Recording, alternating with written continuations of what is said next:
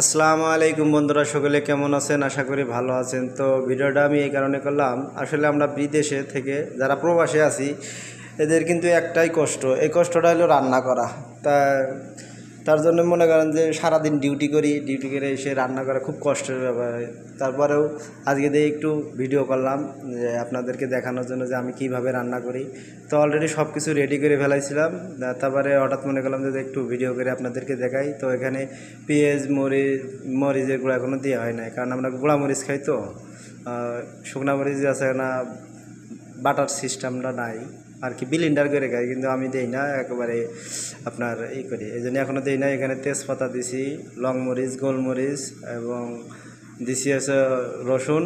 এগুলো তো গোশের মধ্যে এগুলো দেওয়া লাগে আর কি। আমরা যেভাবে পাকাই খাই আমি, মানে বিদেশের মাটিতে, এইভাবে দেখানোর চেষ্টা করতেছি আপনাদেরকে। তো পাশে গরু গোশ রেখে দিছি, আজকে গরু গোশ রান্না করবো।